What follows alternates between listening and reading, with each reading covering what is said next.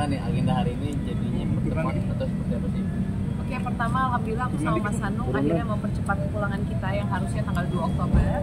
Jadi kita pulang tadi malam dan hal pertama yang langsung kita lakuin langsung datang ke Denpom ya. Denpom Jaya 2. Denpom Jaya. Jadi kita juga pulang agak lebih cepat karena nggak tega sama Haikal. Selama kita pergi Haikal yang bolak-balik ke sana sini ngurusin semuanya dan ya pengen segera selesai aja sih. Ya, ketemu langsung. Ketemu sama pelakunya atau apa gimana? Oh, sama pelakunya belum sih, kita belum ketemu sama pelakunya. Tujuannya hari ini kesini sebenarnya ingin bersilaturahmi dan memastikan perkembangannya seperti apa, karena kan memang kami dari pihak keluarga juga belum mengetahui, hanya sekedar komunikasinya hanya by phone gitu ya. Makanya hari ini kami ketemuan, pengen tahu sebenarnya lebih lanjut proses hukumnya itu seperti apa, dan kalau memang diteruskan tahapan-tahapannya itu seperti apa, dan ya ingin mengetahui lebih lanjut sih. Ya, dan alhamdulillah memang yang jelas proses hukum terus berlanjut. Jadi tidak ada kata damai, ada permintaan maaf, ya betul bahwa ya kami harus juga memaafkan, tetapi ini bukan sekedar persoalan maaf memaafkan, ini adalah persoalan hukum yang harus dijalani, diselesaikan, karena ini menyangkut kredibilitas institusi, ya kan. Kita semua harus percaya sekali bahwa TNI tidak tebang pilih, bahwa kepolisian juga tidak tebang pilih. Siapapun yang salah harus ditindak secara hukum. Dan kami datang ke sini memastikan bahwa proses hukum itu ternyata berjalan. Dan teman-teman semuanya tidak perlu khawatir dengan apapun yang menimpa siapapun yang kena persoalan ini, tidak hanya kami, ya kan, siapapun itu pasti akan mendapatkan perlakuan hukum yang setara setimpal. Itu yang kami pastikan tadi di sini. Jadi bukan karena Saskia loh, bukan karena ini keluarga Hanung, keluarga Saskia, keluarga Haikal, ya kan, bukan karena itu, bukan karena keluarga Pak Budi, terus kemudian harus diproses secara hukum, tidak. Semuanya punya kami dan kami memastikan itu hari ini. Dan alhamdulillah semua instansi, bapak-bapak semuanya terkait di sini betul-betul memberikan jaminan hukum yang tepat. Itu aja sih yang buat kami. Mas Anung tadi sempat bilang katanya udah ada permintaan maaf. Itu secara apa, kan katanya belum ketemu, itu mungkin nggak secara langsung atau? Jadi kan komandannya, ya kan, komandannya secara langsung tadi bertemu dengan saya, silaturahmi ke tempat saya. Ya setelah telepon waktu di Mekah kan dia telepon saya. Terus kemudian pada saat saya kembali, kemudian beliau punya inisiatif untuk langsung nyamperin saya. Di mana Mas Anung berada, saya akan samperin, dan secara institusi meminta maaf, ya kan. Jadi bukan korbannya, bukan pelakunya yang minta, tapi diwakili oleh komandannya. Berarti secara tidak langsung pelaku belum sampai saat ini belum ada tatap muka ataupun penyampaian. Kita katanya nggak boleh ketemu boleh sama pelaku sampai nanti di pengadilan. Iya. Jadi kita kesini juga memastikan, karena teman-teman juga banyak yang bilang, wah kalau kayak gitu bener nggak ditahan gitu. Akhirnya tadi kita kesini, kita ketemu sama komandannya di Denpom dan dipastikan memang sudah ditahan, dan proses itu ternyata nggak cepat. Aku juga baru tahu, mau dengan udah ada saksi, udah ada bukti, ada proses yang harus dijalanin sampai maksimal 120 hari. Jadi dari kita bikin berkas, dari apa sampai penyerahan ke mana sih? Ke pengadilan itu bisa paling cepat banget 1 bulan. Jadi ternyata aku baru paham proses hukum tuh nggak bisa secepat itu, walaupun kita punya barang bukti yang jelas, terus kita punya ada korbannya, saksi semua udah lengkap, tapi ada proses yang emang cukup lama, dan dari pihak ini tuh bisa menunda sampai ke titik nanti pengadilan tuh 120 hari. Sebenarnya bukan menunda sih, tapi menunda, ya. prosedurnya memang kan ada pemanggilan saksi.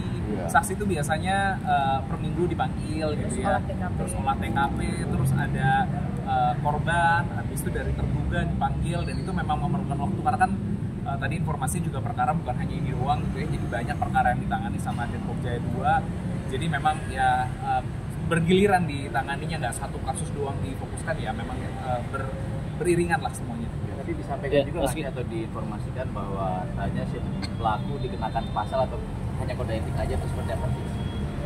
Pasal ya? Kalau pasal itu pasti Pasal mengikuti penganiayaan. pasal kok. Pasalnya kemungkinan adalah penganiayaan. Tapi kan semua itu yang melakukan adalah orbitur. Tadi orbitur itu kayak orbitur militer. Orbitur militer itu seperti kejaksaan. Jadi ini kan prosesnya kan disidik dulu. Disidik, setelah disidik periksa lengkap, baru kemudian dilimpahkan kalau pengadilan proses hukum secara umum kan dilimpahkan kepada kejaksaan. Tapi kalau ini kepada orbitur militer. Nah, orbitur militer itulah nanti yang akan memberikan sanksi. Oh, ini akan terkena pasal penganiayaan, pasal pemerasan lah atau apa. Karena kami sendiri juga tidak tahu berdasarkan pendidikan saksi-saksi apa yang terjadi, apakah hanya sekedar pemukulan ataukah pengancaman, kita belum tahu. Karena kan saya tidak ada di lapangan. Tapi sejauh ini berarti udah ditahan ya? Apa? Sejauh ini udah ditahan ya? Sejauh ini sudah ditahan. Informasinya sudah dari ditahan. yang kami dapatkan Ya. dari Dari pimpinan Komandan Denpom Jaya 2. Di sini berarti ya? Katanya di sini. Katanya di sini. Tadi kita bilang boleh nggak kita lihat? Iya. Sebenarnya ada emas di situ, tapi secara prosedur hukum kita tidak boleh bertemu sampai nanti di pengadilan. Iya. Jadi ya kita mencoba menghargai dan Mas percaya aja sama kami gitu ya. Kita percaya Ya, dengan kita percaya. instansi ini. Oh, berarti udah lepas tugas juga ya? Dampak dari ini sebagai orang tua, maaf, anak kan juga harus dilarikan ke fisik. Psikolog. Ya. Seperti apa sih? Oh iya, udah kita bawa ke psikolog juga. Terus ya emang aku juga nggak nyangka ternyata traumanya buat dia cukup dalam ya. Terus ya sekarang mendampingi, makanya kalau Mas Anung segera pulang, harusnya kita baru pulang tanggal 2 Oktober. Tapi akhirnya kita mempercepat pulang di tanggal 28 karena emang kita sadar bahwa Kala butuh kita gitu. Jadi pas kemarin juga sekarang tidurnya lagi aku temenin dulu, aku bawa jalan-jalan, bawa apa pokoknya mendampingi dulu lah. Masih Pada saat- gemeteran atau kayak gitu. Cuman susah tidur kemarin pas nggak ada kita, makanya pas aku pulang dia bilang, kok aku ketemu Biamabi aku langsung capek ya, langsung pengen tidur gitu. Yang biasanya dia nggak bisa tidur, akhirnya tidurnya langsung nyenyak, terus akunya dipegangin gitu. Jadi kayak, oh emang dia butuh kita. Pada saat umroh di sana pasti fokusnya juga terbagi ya, kepikiran kondisi Kala di sini gitu, kejadian seperti apa gitu. Terus terang ini adalah umroh yang paling berat buat saya. Karena ya betul-betul nggak boleh bereaksi, nggak boleh emosional, nggak boleh marah. Di hari pertama lagi ya. Hari pertama. Di hari pertama kita nyampe, jadi langsung ada kejadian ini. Terus sebenarnya kami kan harus masuk ke Aqsa. Ketika kami memutuskan batal ke Aqsa, itu efeknya besar sekali. Karena kalau kita apply visa ke Palestina, ada 20% orang yang nggak jadi masuk, walaupun ketika visanya udah di-approve, satu rombongan nggak bisa berangkat, nggak bisa masuk ke dalam. Dan ini satu rombongan gagal karena kami Harus pulang, kami nggak jadi ke Aqsa. Jadi Jadi, beban mental kita tuh kayak ada orang yang kita rugikan udah sampai ke Jordan, jadi nggak bisa masuk ke Aqsa, nggak bisa lanjutin yang pengen kita lakuin untuk humanitarian, karena kami harus pulang. Karena wah saya udah merasakan gara-gara lu pengennya gitu. Tapi udahlah, ya nggak bisa. Udah. Jadi kita juga mau apresiasi kepada Mayor CPM Herdi dari Denpom Jaya 2. Terima kasih tadi kita udah diterima, udah diberikan waktu juga penjelasan yang cukup jelas ya proses selanjutnya. Jadi ya kita berharap semuanya ini bukti sebenarnya yang melakukan adalah oknum gitu. Jadi secara institusi saya percaya banget TNI Angkatan Darat adalah institusi yang memang menjunjung tinggi nilai-nilainya. Jadi pasti komit untuk memproses ini secara hukum. dia yang aku surprise, aku pikir ketika kita dihubungin, orang-orang udah bilang pasti disuruh damai abis mereka minta maaf gitu. Tadi juga ditanya, dimaafin Mas Anung, maafin abis ini mau damai atau lanjutkan proses hukum. Terus kita bilang lanjutkan proses hukum. Nah, kita lega karena sebagai institusi hukum kami juga pengen hukumnya berlaku dengan benar gitu. Jadi mereka juga mengapresiasi kami yang pengen menjalani semua proses sesuai dengan hukum yang berlaku. Jadi jangan seuzon dulu, ternyata ketika kita diajak silaturahmi, beliau minta maaf secara instansi, bukan selalu untuk ngajak damai, tapi ya untuk silaturahmi aja minta maaf. Ya. Di lain sisi kecewa nggak sih nih, berharap bisa ketemu dengan pelaku kok lanjutnya apa sih? ya kan ada prosedur ya yang memang harus diikutin. Jadi kita nggak bisa pingin kalau misalnya kita datang ujuk-ujuk ngobrol langsung, itu sama aja kita kayak main hakim sendiri kan. Kami percaya memang ada prosedur yang harus diikutin, ada profesional yang memang menjadi penyidik. Ya itu memang proses yang harus dilalui. Mungkin ketika kami memilih jalur damai, pertanyaan itu bisa langsung kami tanyakan. Karena mungkin kami bisa langsung tanya, lo kenapa sih? Emang dengan ngomong kemarin tuh di klakson kenapa jadi marah? Kenapa jadi akhirnya mukul? kenapa akhirnya pas dilerai ngomong saya anggota kenapa, memang ada apa gitu. Cuman karena memang kami memilih untuk melanjutkan proses hukum, jadi memang akhirnya ada aturan main yang memang harus kami ikuti. Jadi memang kami juga nggak bisa ketemu langsung menanyakan, mengintegrasi, karena ya kami juga nggak mau jadi akhirnya menjadi orang yang main hakim sendiri. Sampai saat ini pun kami juga menghargai dengan kami tidak memberikan informasi terhadap identitas terduganya siapa, ya kami ikutin prosedur semua lah. Ya, untuk tahap dan agenda selanjutnya apa sih Mas Anung dan Mbak Kia? Ternyata Kala juga tetap harus diperiksa sebagai saksi. Cuman alhamdulillah karena anak di bawah umur masih 12 tahun, nanti akan cari tempat yang nyaman buat dia di wawancaranya, terus akan didampingi sama KPAI. Tadi aku bilang kalau di rumah aja boleh nggak, ya dimanapun, jadi nggak harus datang ke sini. Terus nanti setelah kita selesai semua, barulah tersangka di BAP. Jadi tersangka ternyata belum di BAP karena diselesaikan dulu semua saksi, olah TKP dan lain terduga.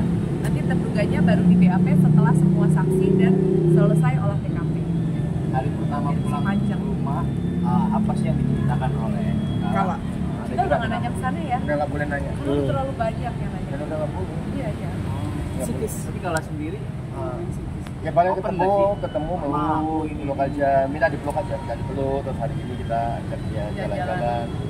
Terus kita ngomongin yang lain, ngomongin bola, banyak. Untuk pemeriksaan Nah, Kala, karena ada jadwal pemeriksaan itu, saya juga baru tahu saat ini. Kita jadi harus gimana ya? Mungkin besok harus konsul ke psikolog. Iya, mungkin harus konsul. Tapi tadi dari komandannya terduga udah bilang pokoknya kalau ada biaya untuk ke psikolog, karena itu kan juga bukan biaya yang murah ya. Terus si Faisal korban yang satunya juga ke rumah sakit, semua insya Allah akan ditanggung. Yeah. Jadi bentuk rasa tanggung jawab dari komandannya, dia bilang tinggal diinfokan, kami akan menanggung itu. Karena sekali ke psikolog aja 2,5 juta ya kalau ya. Maksudnya ada efek-efek yang mungkin nggak seberapa mungkin buat beberapa orang 2,5 juta, tapi itu adalah bentuk tanggung jawab yang mau diselesaikan sama komandannya. Terus itu sekali pertemuan loh. Sekali pertemuan minimal bisa 4 kali. Faisalnya juga kan harus cek dalam apa gitu. Jadi alhamdulillah tadi komandan bilang kita siap tanggung jawab. Kalau agenda pemanggilan Kalanya kapannya belum tahu ya, kapannya? Belum tahu. Dalam minggu ini, tapi yang jelas nggak dibawa ke sini, tapi di tempat yang Iya, betul. Kalau kondisi Faisal sekarang terkini seperti apa? Sebenarnya secara kalau lihat luarnya dia oke, cuman sebagai mentalnya dia agak khawatir karena dari awal aja, Kak saya aman gak nih kalau dilanjutin, makanya sampai sekarang kita jaga Faisal biar mukanya nggak ada di mana-mana, karena dia worry sekarang kalau keluar rumah dia pakai hoodie, dia pakai topi, padahal kita bilang aman insya Allah gitu kan, cuman ya dia ada ketakutan gitu loh, karena dia ngerasa ntar aman gak nih, ntar temennya ada yang marah nggak apa gitu. Tapi komandan juga udah kita sampaikan kekhawatirannya Faisal, komandan bilang insya Allah aman sih. Bahkan komandannya juga menggaransi kalau misalnya ada intervensi atau ancaman atau apapun, mohon segera dilaporkan. Karena itu akan jadi tindakan kami untuk kami usut gitu. Jadi alhamdulillah selama mungkin udah sekitar 1 minggu ini nggak ada sih proses tendensi ancaman atau perbuatan tidak menyenangkan. Jadi kami percaya memang ini memang bisa dilakukan secara adil dan profesional. Oke, karena capek. Ya? Oke. sedikit dong nggak, Kawanda juga kan saat ini sebenarnya terganggu nih, lagi kerja bantu dari mana? Satu-satunya dari Indonesia diwakilin sama Iya, itu juga yang menjadi apa ya? Yang kita urusin dalam Ya waktu kita urusin sepanjang jadi bersamaan gitu, pada saat umroh tiba-tiba ada ini, disebut ada kita emang lagi mendampingi intinya. Iya, Kawanda juga. Oh iya, Kawanda udah- juga. Ya pokoknya menguatkan Kawanda di sana sebagai seorang perempuan sendiri, terus dia merasa aku butuh backup gitu kan, aku butuh support karena kan Kawanda berangkat bukan atas nama lembaga atau organisasi tertentu, benar-benar berangkat atas nama Indonesia. Nah di sana itu yang banyak banget masalah yang ditemui, jadi bisa sehari bisa lebih dari 3 kali nelfon dan ya saling nguatin terus aja sih. masalah apa yang ditemuin sama Kawanda selama ada di sana selain Jadi ingat jam 9 mau nelfon meeting sama dia. Masalahnya banyak banget, tapi mungkin nanti kapasitasnya biar Kawanda yang sampaikan. Yang jelas sekarang aku masih dampingin, masih nge-support. Kawanda itu pejuang yang luar biasa. Kalau orang biasa mungkin udah pulang dari 3 minggu yang lalu, tapi dia bertahan dan setiap hari masalahnya itu membuat dia makin kayak kalau aku sih ngelihat kayaknya dia orang yang luar biasa yang Iya. kalau dengar ceritanya kalau kamu kita mungkin nyerah di Nyerah kita. seminggu Kita nyerah. yang lalu. Karena Berat kalau banget. Malaysia, kalau relawan Malaysia disupport oleh negaranya, dijamin oleh negaranya bahwa Anda insya Allah negara. Jadi kalau nggak salah info terakhir supir kapalnya tuh kabur gitu kan. Jadi makanya nggak. Iya, Kawanda lagi belum sampai Gaza gitu. Kawanda lagi beli pizza karena kan kapalnya sering rusak ya Iya, gitu. iya. Kapalnya bermasalah gitu karena kapal yang dipunyai itu nggak proper. Terus setelah dibenerin pas baru mau berlayar, Kawanda lagi beli pizza. Sebenarnya kapalnya bukan nggak proper, emang perjalanan itu Terlalu lintas berat. negara, 3 negara gimana dong? Iya. Nah terus Kapalnya kan harus pakai kapal Yang Titanic besar. itu kan mestinya. Yang nggak sebenarnya kan juga sangat beresiko perjalanannya karena membuka blokade yang memang sebenarnya secara nggak ada satu pihak pun yang menggaranti kalau perjalanan ini akan aman. Apalagi Israel kan selalu merasa dirinya di atas hukum ya, di atas Iya, hukum betul. baik hukum internasional, apapun yang dilakukan rasanya di atas angin. Cuman kemarin kan ada pengawalan juga dari Italia. Ya, cuman kita berdoa aja memang misi ini bisa tercapai karena